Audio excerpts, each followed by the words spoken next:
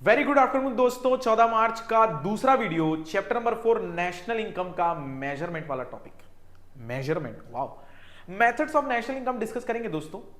इस वीडियो में जो प्रैक्टिकल एस्पेक्ट होगा मैं वो डिस्कस नहीं कर रहा हूं। जैसे कि आज सुबह वाले वीडियो में मैंने बोला था थर्ड चैप्टर में मैंने कुछ डिस्कस ही नहीं किया है, क्योंकि उसमें जो कन्वर्जन वाला टॉपिक है वो इवेंचुअली अपन प्रैक्टिकल जो अपन 16 तारीख को बैठेंगे उसमें सारी चीजें कवर हो जाएंगी, या 17 की सुबह बैठ जाएंगे, वो अपने ऊपर है, डिपेंड करता है, क्योंकि फ्लेक्सिबल रहेंगे प्रैक्टिकल्स के लिए। अगर एग्जाम के 1-2 दिन पहले होगा तो ज्यादा अच्छा है, याद रहेगा। चलो, सबसे पहला मेथड है दोस्तों value added method. Value added method मतलब क्या होता है कि हर फर्म जब कोई भी आउटपुट बनाती है तो पहले उसके लिए इनपुट परचेस करती है। हो सकता है आपको इनपुट परचेस करना पड़े, या हो सकता है आपके पास इनपुट हो या परचेस करने की जरूरत ना पड़े। तो आप क्या करते हो, अपनी एक्टिविटीज के through every individual enterprises adds certain value to the product which it purchase from some other firm. किस फॉर्म में? इंटरमीडिएट फॉर्म में। ठीक है, अब क्या करते हैं, बेसिकली हम क्या करते हैं, नेशनल इनकम में कैसे पहुंचते हैं? वैल्यू एडेड मेथड में। हर इंसान, हर फर्म ने जो वैल्यू एडेड की है उसको सम करते हैं तो पहुंचते हैं अपन कहां पर? वैल्यू ऑफ नेशनल इनकम में। तो वैल्यू एडेड मेथड का कंसेप्ट क्या बोलता है?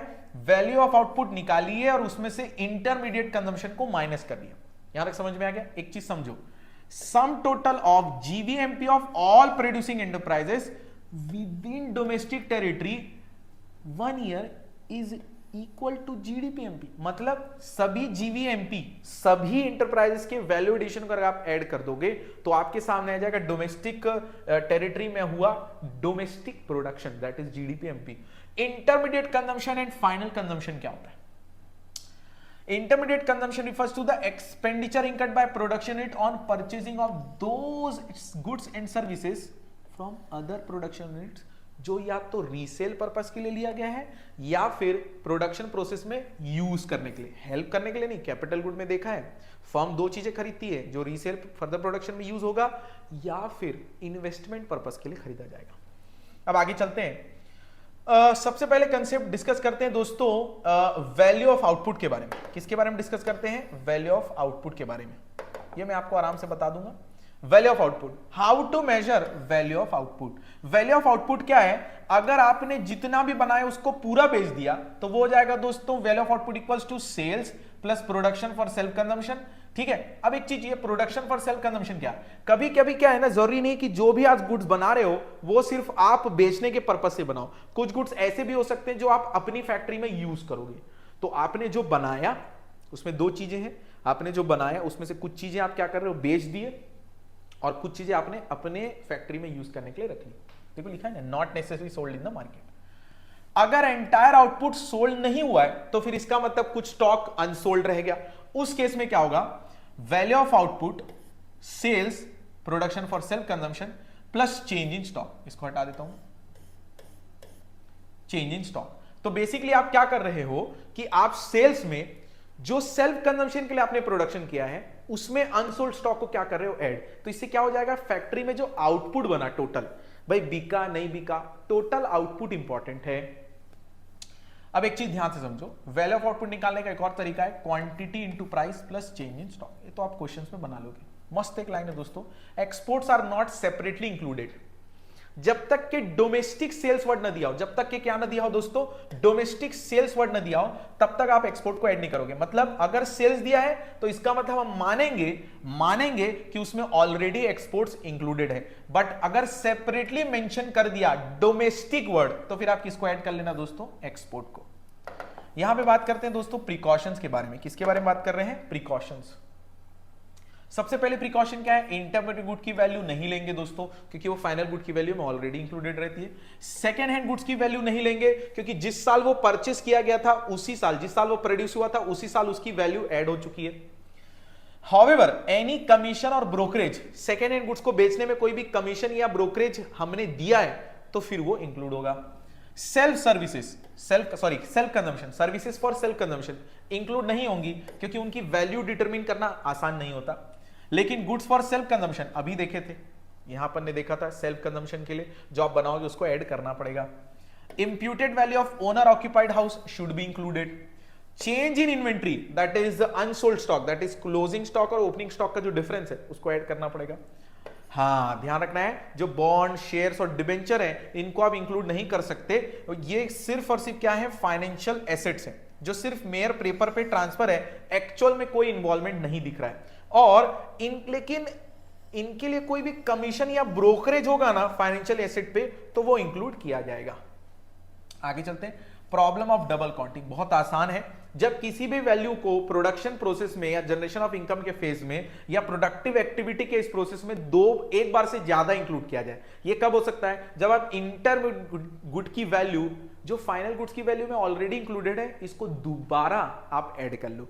तो देखो क्या लिखा है, a commodity passes through various stages of production before reaching the final stage. When value of commodity is taken at each stage, it's likely to include the cost of inputs more than once. तो इसको avoid कैसे करेंगे, क्या करो, आपको सिर्फ दो बातें ध्यान रखनी है। या तो आप फाइनल आउटपुट मेथड की तरफ जाओ, मतलब जो फाइनल आउटपुट बन के तैयार हो रहा है ना, देखो वो तो बहुत सारे स्टेजेस से निकला है, जंगल से वुड, वुड से गांव, गांव से शहर, शहर से फैक्ट्री, फैक्ट्री से कंज्यूमर, बहुत सारे स्टेजेस है। लास्ट स्टेज फाइनल आउटपुट कितने का है, या तो उसको देख लो, या हर स्टेज में कितना वैल्यू ऐड हुआ है उसको जोड़ते जाओ, हर स्टेज में वैल्यू एडिशन जोड़ते जाओ। अगला मेथड है दोस्तों इनकम मेथड। इनकम मेथड का मेन पर्पस ये रहता है कि जितने भी फैक्टर्स ऑफ प्रोडक्शन, जितनी भी सर्विसेज दी हैं, उनकी सर्विस से उनको जितनी भी इनकम जनरेट हुई उसको जोड़ना रहता है। तो फैक्टरिंग के कंपोनेंट्स क्या क्या है, सबसे पहले एम्प्लॉइज को कंपनसेशन मिलता है। एम्प्लॉइज को कंपनसेशन कैश में मिल सकता है दोस्तों, जैसे मॉनेटरी बेनिफिट्स हो गया, wages, salaries, bonus, dearness allowance, या इन काइंड में मिल सकता है जैसे non monetary benefits like rent free home और फ्री कार, या फिर एक और चीज जो मिल सकती है वो है सोशल सिक्योरिटी सर्विसेज में आपके बॉस आपके ही सिक्योरिटीज के लिए, फ्यूचर सिक्योरिटी के लिए कुछ कंट्रीब्यूट कर सकते हैं। तो आपको कंपनसेशन में 3 मिल रही, salary wages in cash, salary wages in kind, और सिक्योरिटी सर्विस स्कीम में बॉस का कंट्रीब्यूशन, आपके कंट्रीब्यूशन को कवर नहीं करेंगे। इसके बाद जो ये तो हो गया सिर्फ लेबर, ये सारी जो इनकम है ना दोस्तों, ये फैक्टर्स ऑफ प्रोडक्शन में किसकी है पता है, लेबर की इनकम है। किसकी इनकम है, लेबर की। अब बात करेंगे ऑपरेटिंग सरप्लस। ऑपरेटिंग सरप्लस में ना एक होती है एंटरप्रेन्योरशिप में से मिलने वाली इनकम, और दूसरी होती है प्रॉपर्टी से मिलने वाली इनकम, प्रॉपर्टी से मिलने वाली। तो इसमें क्या क्या होता है, सबसे पहला होता है रेंट एंड रॉयल्टी। देखो रेंट क्या है, ये इंप्यूटेड और एक्चुअल रेंट दोनों होता है। जब आप अपनी फैक्ट्री को किसी को रेंट हायर पे दे देते हो तो वहां से आपको इनकम मिलती है, तो ये प्रॉपर्टी की इनकम हो गई। और रॉयल्टी, जब आप किसी भी एसेट को या सॉइल को या किसी भी एसेट को यूज करने के लिए आप दे देते हो, लेकिन उसके अगेंस्ट में कुछ चार्जेस अप्लाई करते हो, तो वो जाता है royalty, rights of subsoil assets. अब एक चीज ध्यान से समझना, ऑपरेटिंग सरप्लस का एक और पॉइंट होता है इंटरेस्ट। अब एक चीज यहां पे ध्यान से समझो, interest income includes interest on loans taken for productive purpose. अगर कंजम्पशन पर्पस के लिए लिया गया होगा उसको नहीं लेंगे। देखो क्या लिखा है, a interest paid by a firm to household और interest paid by bank to the individual will be included, क्योंकि ये contribute to the production of goods and services. But interest paid by household is not included, क्योंकि loan किस purpose के लिए लिया गया था, कंजम्पशन एक्सपेंडिचर के लिए। अब interest income does not include, interest income में कौन कौन सी इंक्लूड नहीं होती, वन फर्म जो अनदर फर्म को दे रही है, हो सकता है दोनों ने एक दूसरे को लोन दिया हो तो उसके लिए इंटरेस्ट पे कर रहे हैं, और गवर्नमेंट ऑन पब्लिक डेट या कंज्यूमर्स जो इंटरेस्ट पे कर रहे हैं। अभी हमने जो पढ़ा, तो गवर्नमेंट जो पब्लिक डेट पे दे रही है और जो हम लोग लोन पे जो इंटरेस्ट दे रहे हैं वो इंक्लूड नहीं होगा। प्रॉफिट सबसे इंपॉर्टेंट पॉइंट होता है। प्रॉफिट 3 चीजों से मिलकर बना है, कॉर्पोरेट टैक्स, डिविडेंड और रिटेन अर्निंग। अब प्रॉफिट क्या होता है ध्यान से समझो, profit is the reward entrepreneur का, ठीक है। अब ध्यान से समझो, प्रॉफिट में सबसे पहले वो क्या पे कर देता है, कॉर्पोरेट टैक्स, फिर कुछ पैसे क्या कर देता है उसमें से डिस्ट्रीब्यूट, जो वो डिस्ट्रीब्यूट नहीं करता वो रिटेन अर्निंग हो जाता है, या उसको अनडिस्ट्रीब्यूटेड प्रॉफिट भी बोलते हैं। तो ध्यान रखना, इन तीनों को जब जोड़ोगे तो आपके सामने क्या आता है दोस्तों, प्रॉफिट। जो लास्ट कंपोनेंट होता है इनकम मेथड का वो होता है मिक्स्ड इनकम।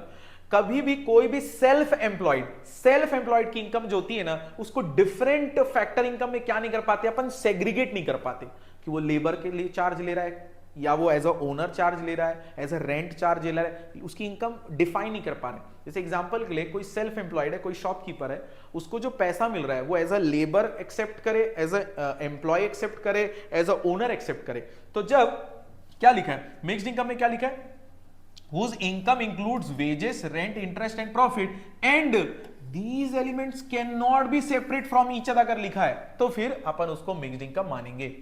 प्रिकॉशन से इनकम मेथड की, सबसे पहले ट्रांसफर इनकम आपको पता है इंक्लूड नहीं होगी, एक्सपेंडिचर मेथड में ट्रांसफर पेमेंट लिखा होगा।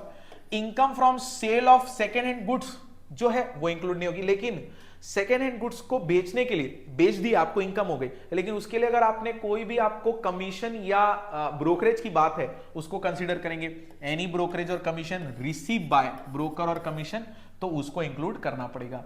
फिर है income from sale of share, bonds, debenture will not be included क्योंकि ये फाइनेंशियल एसेट है, बट इनके लिए अगर हमको कुछ रिसीव हुआ है ब्रोकरेज या कमीशन तो वो फिर इंक्लूड होगा फाइनेंशियल एसेट पे। विंडफॉल गेन्स इंक्लूड नहीं होता। Imputed value of services provided by owners of production include होगा। और सबसे important payment out of past saving include नहीं होता। पास्ट सेविंग ध्यान देना है, पास्ट सेविंग क्यों? क्योंकि वो पिछले साल की इनकम में ऑलरेडी इनकम में इंक्लूड हो चुका है। एक्सपेंडिचर मेथड, एक्सपेंडिचर मेथड की अगर बात करें, एक्सपेंडिचर मेथड की बात करें तो बेसिकली ना मुझे लगता है सबसे इंपॉर्टेंट 4 अपने सेक्टर्स के खर्चे। सबसे पहला खर्चा होता है दोस्तों प्राइवेट फाइनल कंजप्शन एक्सपेंडिचर, जिसमें 2 खर्चे हैं, एक तो हाउस होल्ड का खर्चा है और एक प्राइवेट नॉन प्रॉफिट ऑर्गेनाइजेशन का खर्चा है। अब दूसरा खर्चा होता है गवर्नमेंट फाइनल कंजम्पशन एक्सपेंडिचर। इसमें क्या क्या आता है? जनरल गवर्नमेंट जैसे डिफेंस हो गया, सर्विसेज हो गया, रिपेयर मेंटेनेंस हो गया, सैलरी हो गई, ये सारी चीज, इंटरेस्ट पेमेंट कर रही है, ये सारी चीजों पे जो खर्चा होता है वो गवर्नमेंट का फाइनल कंजम्पशन एक्सपेंडिचर है। सबसे इंपॉर्टेंट होता है दोस्तों gross domestic capital formation, also known as a gross investment. अब इन्वेस्टमेंट है तो ऑब्वियस सी बात है किसको बढ़ाएगा दोस्तों? आपके कैपिटल स्टॉक को। अब जो ग्रॉस इन्वेस्टमेंट है उसके 2 कंपोनेंट है। पहला कंपोनेंट होता है दोस्तों फिक्स्ड इन्वेस्टमेंट, फर्म का ऐसा खर्चा जो उन्होंने फिक्स्ड एसेट को परचेस करने में लगाया है, जो उन्होंने किस पे लगाया? फिक्स्ड एसेट को परचेस करने में, इसलिए फिक्स्ड इन्वेस्टमेंट। और कुछ ऐसा खर्चा रहता है जो उन्होंने स्टॉक को खरीदने में लगाया, दैट इज वो यूज हो जाएगा with in a 1 year single use producer good पे। तो उन्होंने फिक्स्ड इन्वेस्टमेंट पे खर्चा किया और उन्होंने इन्वेंटरी इन्वेस्टमेंट पे खर्चा किया। तो जो ग्रॉस इन्वेस्टमेंट है, मतलब ये है ग्रॉस इन्वेस्टमेंट। कहां गया ग्रॉस इन्वेस्टमेंट? इसका अगर आपको फॉर्मूला निकालना है तो आपको फिक्स्ड एलिमेंट वाले को इन्वेंटरी एलिमेंट वाले को ऐड करना पड़ेगा। अब देखो ग्रॉस फिक्स्ड कैपिटल फॉर्मेशन 3 लोग करते। एक हम लोग जो हाउस खरीदते, तो सर वो प्राइवेट में क्यों नहीं आया? वहां लिखा है दोस्तों एक्सेप्ट हाउसेस, वहां नहीं, हमको कैपिटल फॉर्मेशन में लेके आना है। तो ये आ गया दोस्तों रेसिडेंशियल में हमारा। फिर दूसरा गवर्नमेंट जो खर्चा करती है बेसिकली फ्लाईओवर और रोड्स पे, और जो फिक्स्ड इन्वेस्टमेंट बिजनेस करता है that is firm, plant and machinery वगैरह पे, ये सारा तीनों को खर्चा अगर आप मिलाओगे तो आपके सामने आ जाएगा दोस्तों वो इन्वेस्टमेंट जो फिक्स्ड एसेट पे किया गया है। प्रिकॉशन की अगर बात करें, अच्छा लास्ट इंपॉर्टेंट है नेट एक्सपोर्ट्स। नेट एक्सपोर्ट्स मतलब क्या होता है? एक्सपोर्ट और इंपोर्ट का डिफरेंस। अब हम क्या करते हैं, एक्सपोर्ट को इसलिए लेते हैं क्योंकि उसका जो गुड्स जो प्रोड्यूस हुआ वो यहां पे हुआ है, मतलब खर्चा भी कहां हुआ होगा? यहां पर। लेकिन जो इंपोर्ट है वो गुड्स बाहर प्रोड्यूस हुए तो खर्चा बाहर हुआ होगा, इसलिए उसको क्या कर देते हैं? माइनस। एक्सपेंडिचर मेथड की अगर प्रिकॉशन की बात करें तो इंटरमीडिएट गुड्स की वैल्यू इंक्लूड नहीं होगी, ट्रांसफर पेमेंट इंक्लूड नहीं होगा, सेकेंड हैंड गुड्स पे जो परचेस किया, खर्चा किया वो इंक्लूड नहीं होगा। लेकिन अगर आपने कोई भी कमीशन और ब्रोकरेज पे किया है तो उसको एक्सपेंडिचर मानेंगे। परचेज ऑफ फाइनेंशियल एसेट है तो वो खर्चा इंक्लूड नहीं होगा, लेकिन उससे रिलेटेड अगर आपने कमीशन और ब्रोकरेज पे किया है तो वो प्रोडक्टिव सर्विसेज है। और expenditure on own account of production, तो गुड्स बनाया है तो वो खर्चा इंक्लूड होगा, सर्विस है तो वो इंक्लूड नहीं होगा। National income eight current price and constant price. देखो रियल जीडीपी और नॉमिनल जीडीपी की बात हो रही है। अगर आप करेंट ईयर की क्वांटिटी को करेंट ईयर के प्राइस से कनेक्ट करोगे तो हो जाएगा national income eight current year price, measured at a current year price. लेकिन अगर आप कांस्टेंट प्राइस मतलब बेस ईयर प्राइस से इंटू करोगे तो हो जाएगा national income at constant price. अब देखो इन दोनों में डिफरेंस क्या है। ये अच्छा टूल नहीं है दोस्तों इकोनॉमिक ग्रोथ को मेजर करने का। क्यों? क्योंकि यहां पे प्राइस भी और क्वांटिटी भी है। तो हो सकता है ये वाली नेशनल इनकम प्राइस के कारण ज्यादा दिखे, लेकिन जो national income at constant price है वो अच्छा टूल है, क्योंकि इसमें सिर्फ चेंज किसके कारण दिखता है? क्वांटिटी के कारण। तो कांस्टेंट प्राइस वाला नेशनल इनकम तभी ज्यादा दिखेगा जब किसमें चेंज आएगा दोस्तों? क्वांटिटी में। Why do we measure national income at price of the base year? क्योंकि हमें पता करना है कि जो नेशनल इनकम आज इस कंट्री की आज है वो क्वांटिटी के कारण ज्यादा दिख रही है कि प्राइस के कारण ज्यादा दिख रही है। तो हम क्या करते हैं, हम नेशनल इनकम को बेस ईयर में कैलकुलेट करते हैं।